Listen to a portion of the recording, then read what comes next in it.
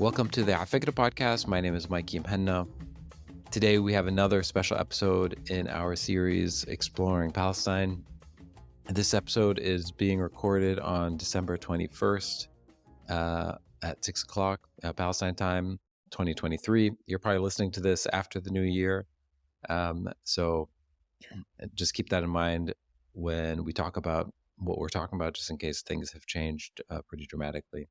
Our special guest today is Andy Clarno, who is an associate professor of sociology and Black studies at the University of Illinois at Chicago, and is the author of Neoliberal Apartheid, Palestine, Israel, and South Africa after 1994. Andy, welcome to Afikra. Thank you. Thanks for having me, Mikey. Really excited to be here.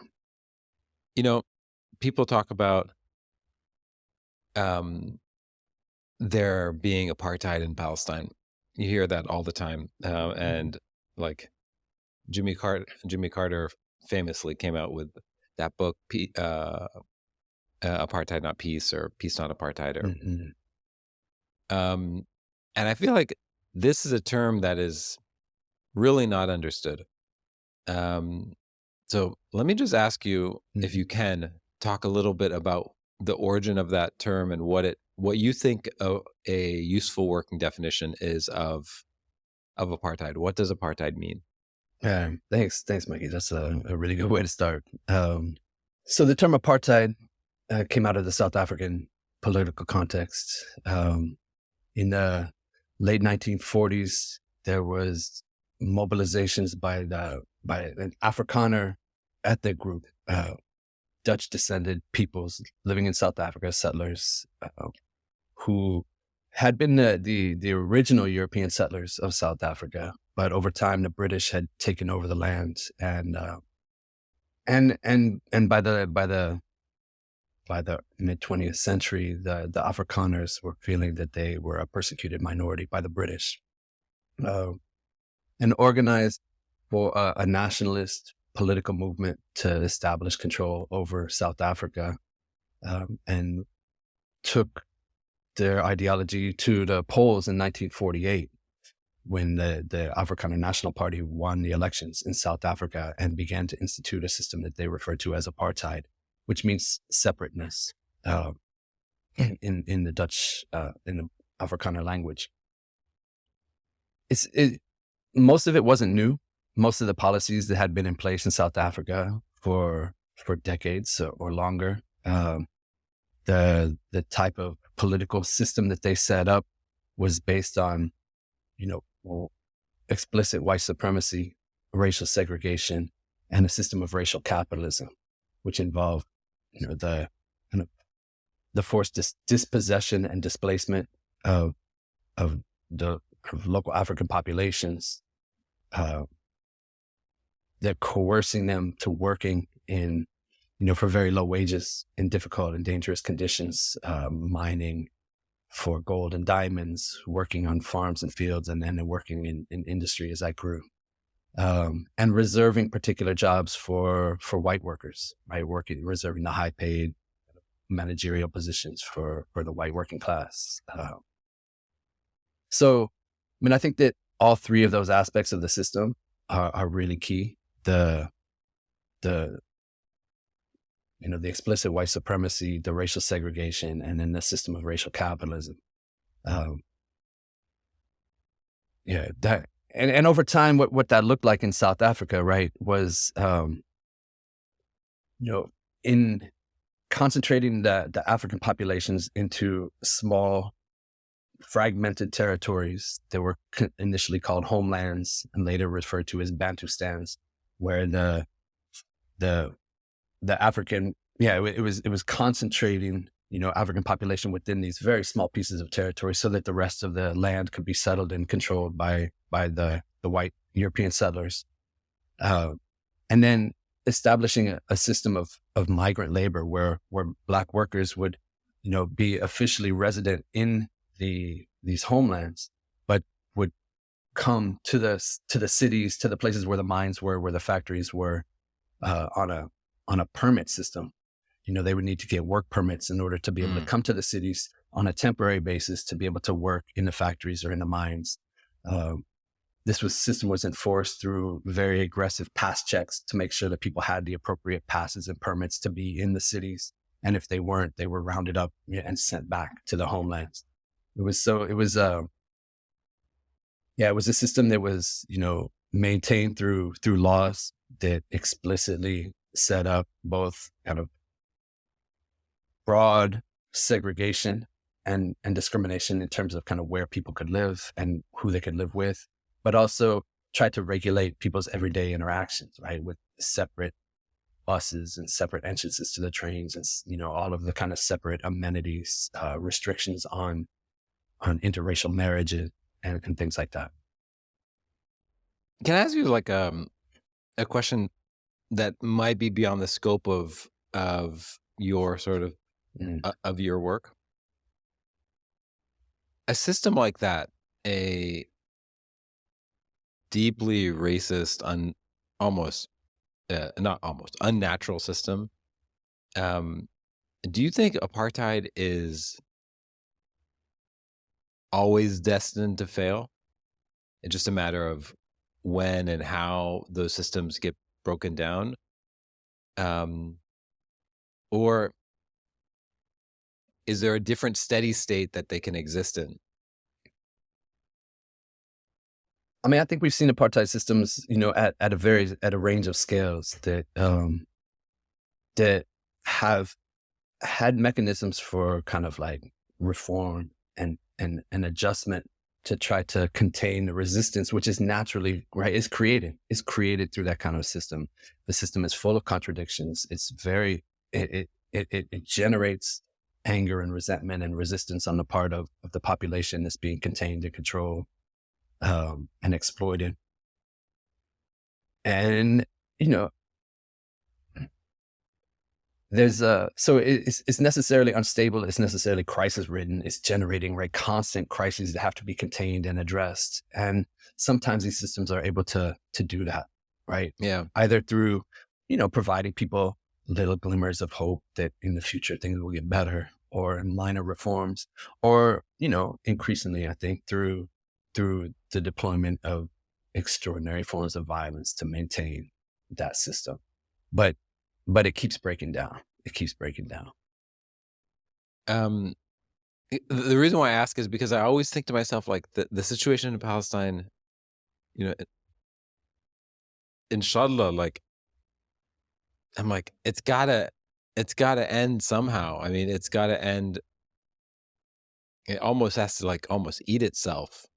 This level of institutionalized systemic hatred and violence, but I must fundamentally understand the historical trajectory of these types of systems.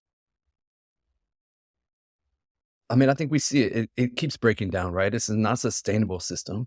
It's not something that Palestinians are accepting or will ever accept. And so it is, I think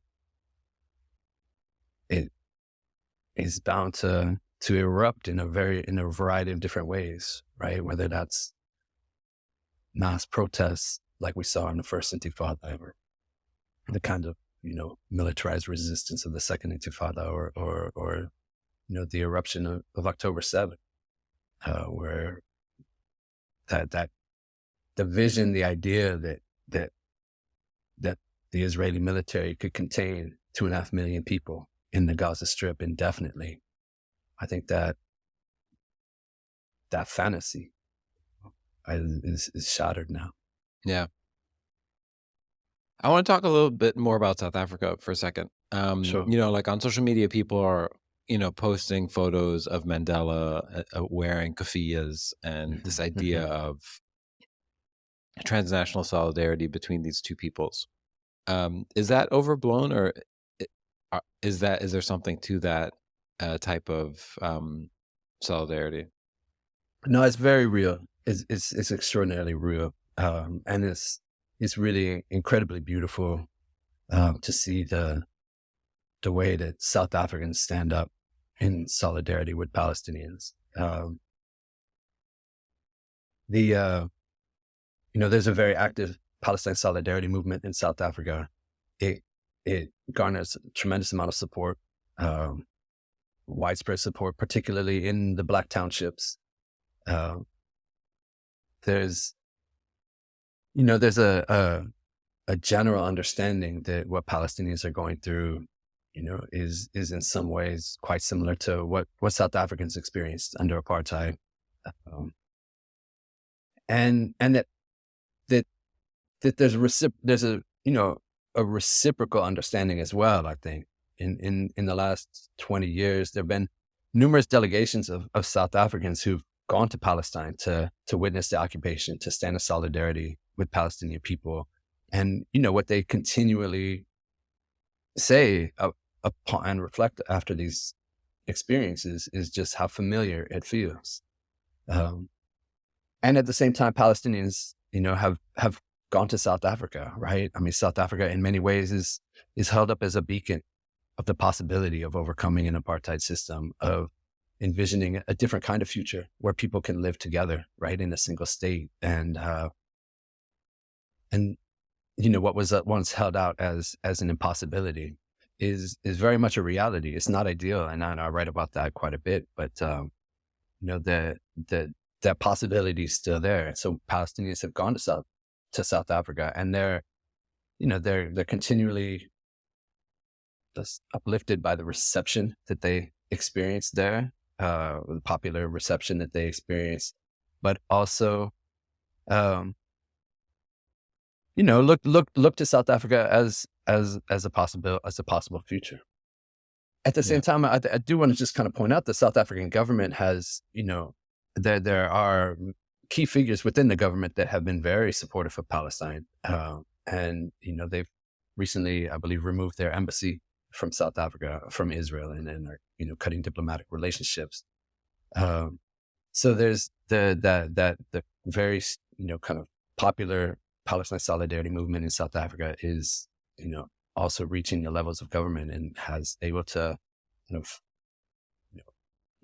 shape government policy in relation to the Middle East. Can you walk me through, just like, to an uneducated person, what were the steps needed in order for apartheid to be dismantled in South Africa? And what did that next phase of peace and reconciliation sort of look like, so that I can begin to understand what it would even take for that type of thing to happen? I mean, the South African liberation movement, is as old as the colonization of South Africa. Yeah. In the early 20th century, the South African government passed what they call the Native Land Act, which confined African peoples to just 13% of the land. And at that point, a political party began to emerge demanding equal rights for Black South Africans. And that party eventually became, what's known today as the African National Congress, the party of Nelson Mandela, which is now the ruling party. But the story of liberation is not a kind of a neat, simple story of, right, the African National Congress moving clearly to victory. By the 1950s, as liberation movements across the African continent were really picking up steam, there was really intense discussion and debate about what liberation would look like in South Africa. Right, the groups organized around the African National Congress and the South African Communist Party organized something called the Congress of the People, where they came together and they charted out a charter called the Freedom Charter, which outlined a vision of a unified, single democratic state where everyone would live together. But the movement, it was moving very slowly. They were getting no traction from the South African government. There were constant kind of protests breaking out. When the South African government was enforcing these pass laws, people were protesting, burning their passes, burning their permits, and the government responded with severe repression, right? Firing on unarmed protesters, massacring people. And, this intensified the kind of sparked the turn towards armed struggle in the 1960s, which was violently repressed by the South African government. Most of the political parties engaged in that were declared illegal, were exiled or arrested. By the late 60s, during this time, there was also kind of the emergence from after the Congress of the People, we started to see demands for boycotts, right? And the boycotts picked up in the 60s, continued into the 70s, into the 80s. So this was a very long struggle, right? This was a very long-term battle to gain international support for boycotts and divestments of the South African companies and sanctions on the South African government. During the 70s, we started to see much more labor movement activism. The South African capitalist economy fundamentally relied upon Black workers, right? It needed their labor. And so that gave people a tremendous amount of power to be able to shut down the economy by going on strike, by organizing labor movements.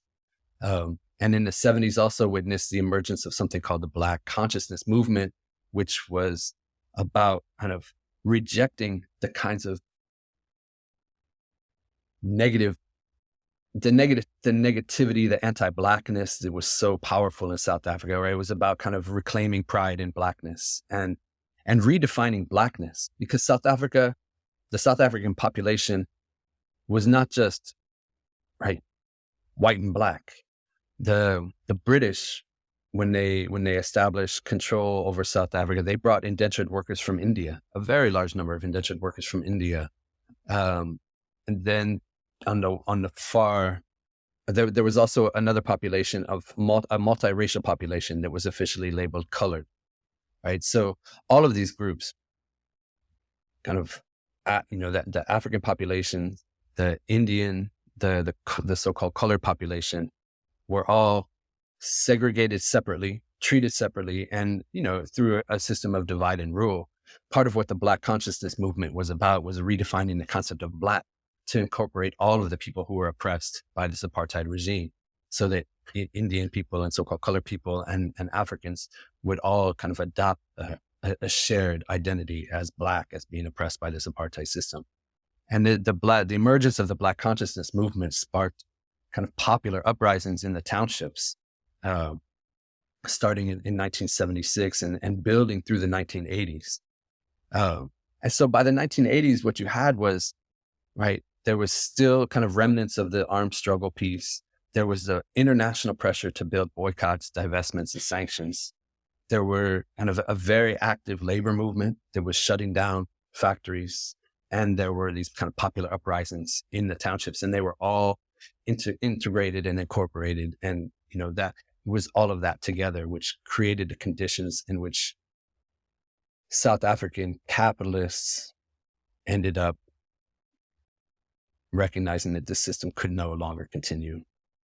And so some of the leading South African capitalists actually reached out to the ANC, which was very closely aligned with the South African Communist Party. And they pitched this vision of, we need to bring an end to apartheid. We're ready to bring down these laws, this kind of official state racism. But, only if you're willing to kind of let go of some of this talk about socialism and the redistribution of land and the redistribution of wealth. And so it created the conditions where, the possibility for this kind of a compromise really emerged. Yeah, it's interesting. So like the idea that if capitalism is part of the system, the racist structure, it's also the only thing that will dismantle the structure. This was not an easy compromise, right? And there were very active movements in South Africa during the 80s that rejected that idea of a compromise. Yeah. Right. And this speaks to the conditions in South Africa today. While the ANC and the South African Communist Party were envisioning what they thought of as a two-stage struggle. That first, the Black South Africans would bring down the apartheid state and achieve legal equality for everyone. And then once Black people gained the power to vote and participate in the elections, then they could continue on to a second stage of a struggle, which would be about kind of economic transformation and, bringing about some more of a socialist vision for the future. But the Black left, like the Black radical tradition in South Africa, rejected that vision. They said that, we can't separate out the racist state from the system of racial capitalism. And that in fact, what we need is a struggle that addresses all of that at the same time. And the concern here was that, that the white capitalists, the white elites were reaching out to aspiring Black middle class leadership and were offering them a vision in which they would, be able to kind of move into kind of political leadership positions, but also, positions within the business community and claim some wealth for them, but not really addressing the daily living conditions of the Black working class and poor Black folks. And that's a big part of what's played out in South Africa in the last 30 years is that, there's been transformation at the top. There's a new Black middle class, a new Black elite, Black political parties that govern the state, but at the bottom, the conditions for working class Black people have not fundamentally transformed. Yeah. And there's constant mobilization and movement to try to, create the kind of changes that people were always envisioning and hoping for. Yeah, I was speaking to on a recent trip I was on. I met a South African, a woman who was telling me she saw a Palestine sticker that I had on my phone, and we were talking about it. And I was asking her, what does post-apartheid South Africa look like? Actually, let me tell you exactly what I said. I said, as a Black South African, how do you feel when people yearn for post-apartheid South Africa type conditions when they're talking about Palestine? Are you thinking to yourself, yes, we've made it to the promised land and I hope you reach the promised land too? Or are you thinking to yourself, no, guys, you have no idea what this is really like? And we didn't talk for that long, but she was like, you should look up a guy named Chris Hani and read about Chris Hani. So I want to ask you about him and about that type of political thought, but also the question that I asked her, which was, do you feel like there are lessons from that from South Africa that we should try to apply to Palestinian liberation? Yeah, it's a really important question, and that's the question that I really struggled with and tried to write about in Neoliberal Apartheid, which just came out. I guess it's been 5 years, 6 years now. Chris Hani was a political figure involved with the African National Congress, but he was very closely aligned with grassroots movements. And he was, pushing the ANC to not compromise so much. Right? One of the key compromises that the ANC made in the early 1990s, as they were kind of negotiating an end to apartheid, was that the state wouldn't touch the current distribution of private property, right? Knowing very well that the private property, which was in the hands, concentrated in the hands of the white minority, had been, stolen over centuries, right? From the African population.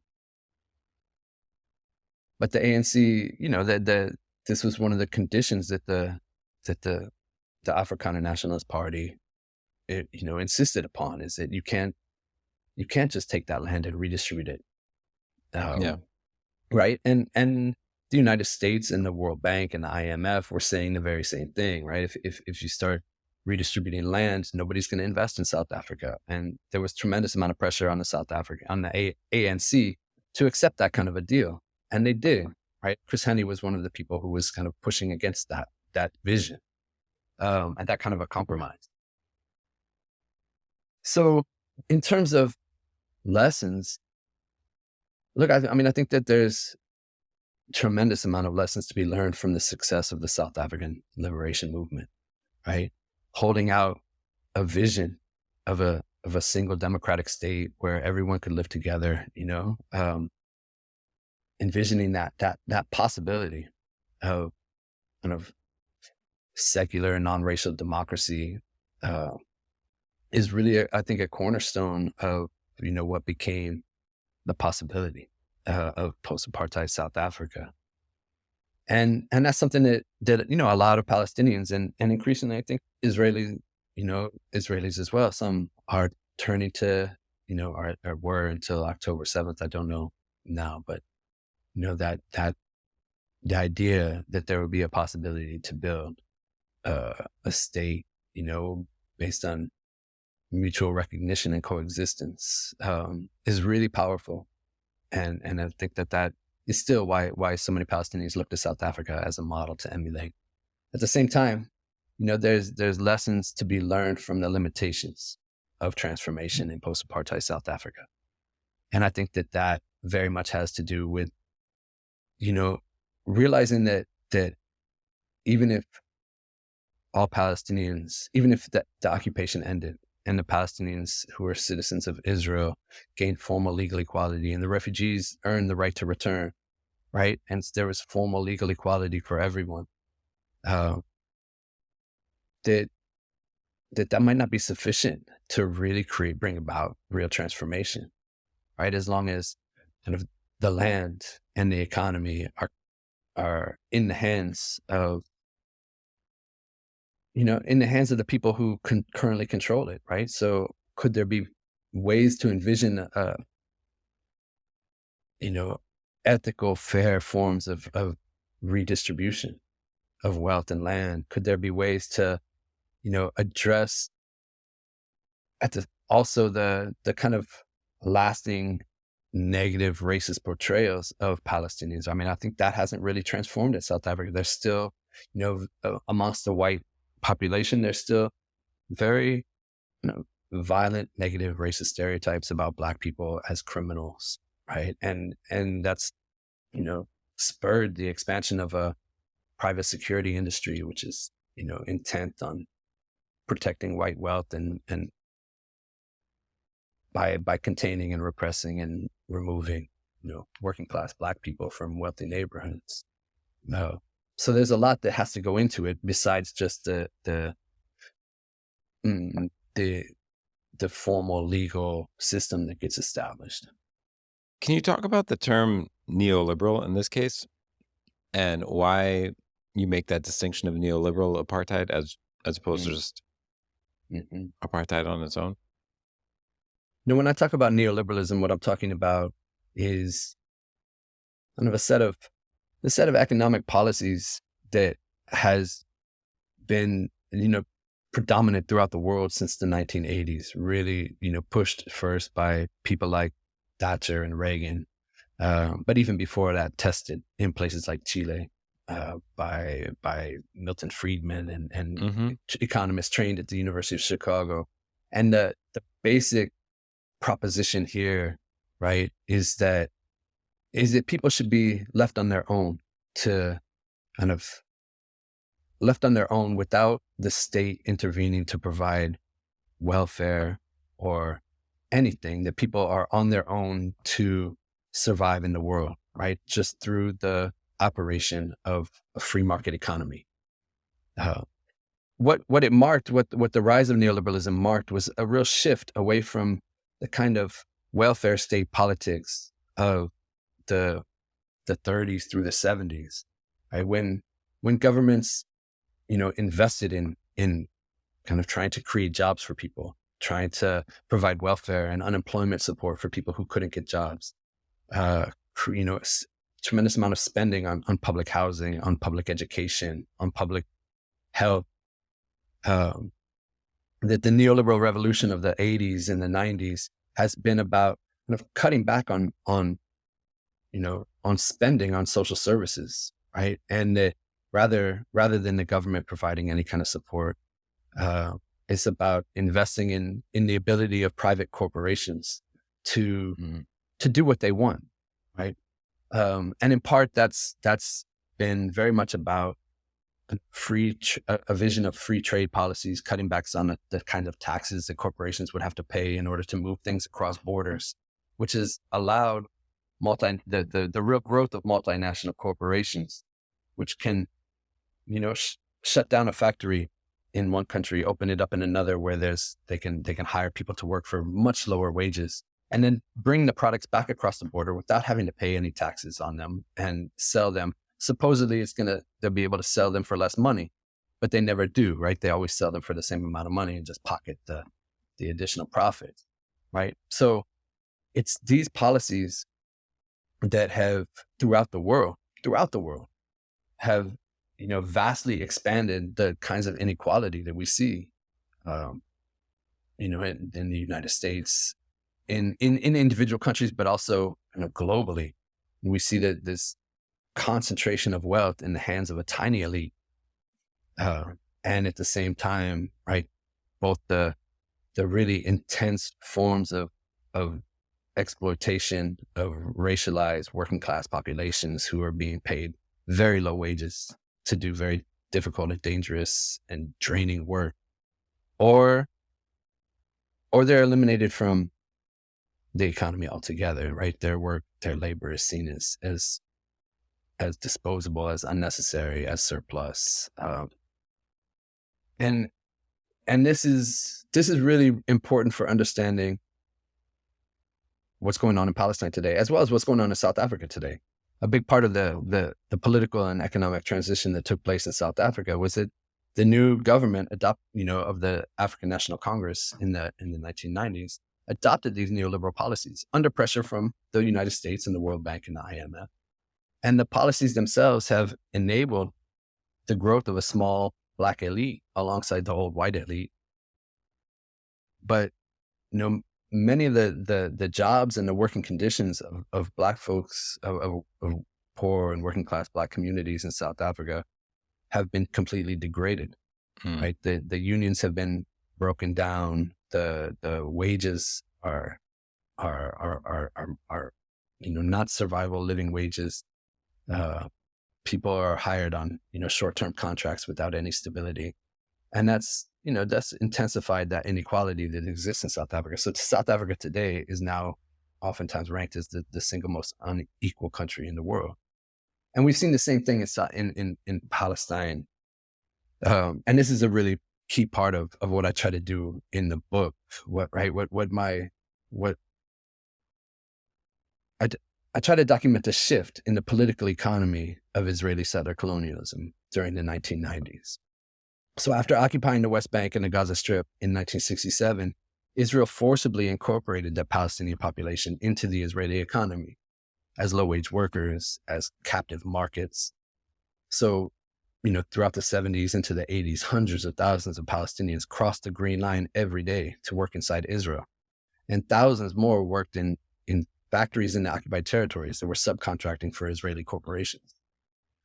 But during the 1990s, Israel used this neoliberal restructuring to engineer the disposability of the Palestinian workers.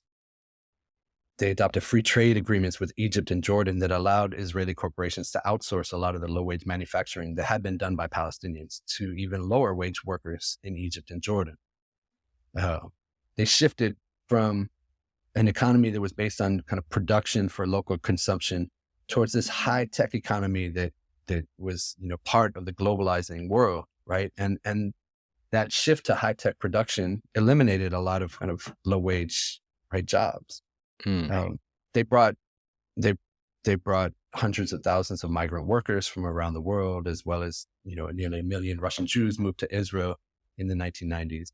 And they all, right, competed with Palestinians for the remaining low-wage work. So these shifts, these economic shifts, largely eliminated the Israeli demand for Palestinian workers. And that is what has allowed Israel to intensify its settler colonial project by containing the occupied Palestinian population into these isolated enclosures, sealing off because they don't need them anymore. Is that because why? They don't need them anymore, right? They don't need them anymore. So they seal up. They contain them in the enclosures. They seal off these enclosures with walls and checkpoints, and then they aggressively colonize the land that remains. So the West Bank, for instance, has been fragmented, divided into hundreds of separate Palestinian enclaves that are surrounded by settlements and checkpoints and roads. And the Gaza Strip itself is the largest zone of concentrated racialized abandonment in Palestine. You had mentioned this a few times already, sort of the BDS movement, the Boycott, Sanction, Divest movement that was so powerful in South Africa. Do you feel like that is a powerful tool, an overrated tool, a plausible tool to support the liberation of Palestine? I think it's a really important tool. I think it can't be the only tool, right? I mean, when we talked earlier about South Africa, I mean, there was a combination of all of these different things that were happening, right? The popular uprisings, the workers' movement, the BDS, that was kind of remnants of armed struggle. All of that converged together in the 90s, in the 80s and into the 90s to really create the conditions in South Africa. One of the things that, that marks the shift in the way that apartheid operates in Palestine is that because Israelis don't rely upon Palestinian workers anymore, the real power that Black workers had to shut down the economy isn't there anymore for Palestinian workers. During the first Intifada, there were regular strikes. Strikes was a key feature of the first Intifada, and they were effective. But that's not there anymore. So, so that's one piece that's not there, and Palestinians struggle to find other ways of kind of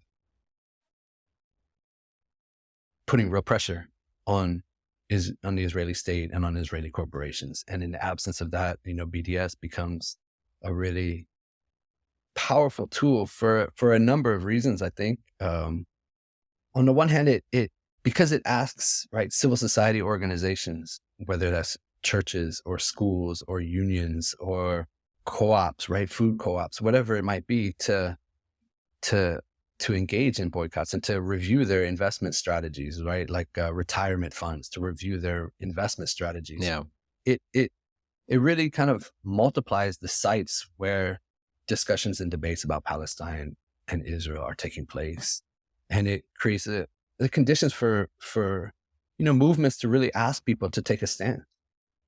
And so as a way of kind of facilitating mobilization at the grassroots level, it's incredibly powerful, right? It's and it's effective. I mean, we've seen a string of successes in BDS campaigns around over the last couple of decades. We've also seen investment by the Israeli government in trying to suppress BDS. We've seen efforts to pass laws in states and cities throughout the United States to try to make it impossible to organize BDS campaigns. At the same time, any kind of international pressure, international mobilizations, international pressure is really important. And I think that we're seeing the impacts of it as kind of popular opinion is shifting in the West around what's going on in Palestine. Is it? You feel it? I do feel it. I do feel it. I feel it in general over the last 20 years. I feel it in a heightened way right now. But it's obviously not enough. I mean, public opinion doesn't translate into political policy, when we have governments that are democratic systems are set up to be to cater to elites who are able to fund lobby groups to support whatever policies that they have in mind. But at the same time, I think that the real challenge is, the ability to kind of build and sustain grassroots movements in Palestine. That the BDS movements can support, right? And that's the real challenge. The fragmentation of the territory, the kind of depressing conditions of intense poverty, unemployment, and repression that the Palestinians face make it really difficult to kind of sustain the united, coordinated forms of organization that we saw in the Unity Intifada a couple of years ago, or the Unity uprisings. And that, I think that is really where what will ultimately have to drive transformation is finding ways to build and support that. Yeah. So for those listening to the podcast who can't see you, over your right shoulder, there's a poster of Hassan Kanafani. And in addition to him, what voices do you feel like are speaking to some of the issues that you're talking about in Palestine, but also globally? Like, who is the Mandela, who is the Hani that you feel like is coming, that is seeing the situation clear-eyed? I guess I would look to a few different formations that I see as providing some real possibility. One is that there is sort of a campaign of Israeli and Palestinian leftists calling for a single democratic state solution, right? The kind of one democratic state campaign is there. And they are doing some really important work to outline, what kind of an ethical form of decolonization could look like, and what it would take to get to the stage where, Palestinians and Israelis live together in conditions of real equity and justice. So I think that's a really key piece. I've been, over the last 10 years, there's been very long histories of kind of Black Palestine solidarity, particularly here in the United States, but that extends obviously to South Africa, to Brazil, to other places. But here in the United States in particular, there have been real expansion of that possibility. The way that movements have really come together since 2014 in particular, to articulate, to learn about each other's struggles, to learn about each other's conditions, and to understand that the systems that they're up against are similar but distinct, and then they're linked, right? They're not saying we're facing the same system. They're saying we're facing different systems that are unique based on our own histories, but they're quite similar, right? In terms of the kind of racial capitalist economic system that's eliminating work opportunities and deepening the kind of racialized poverty, in terms of the state violence, which is being used to contain and oppress Black and Palestinian people. And then, so they're similar, but they're also linked, right? Because of particularly the intense U.S. support for Israel, unconditional, the joint training, the flows of weapons, and ideas about how to police people between Israel and the United States. And that kind of core of understanding is really spreading. We saw also, we're seeing a big expansion of Palestinian and indigenous solidarity. After Standing Rock in particular, right, we saw a really intense kind of coming together of Palestinian and Native American peoples. And then all of the kind of core Palestine solidarity movements within the United States now are really embracing this idea of joint struggle, and we're understanding that, it really transforming U.S. support for Israel also means transforming the United States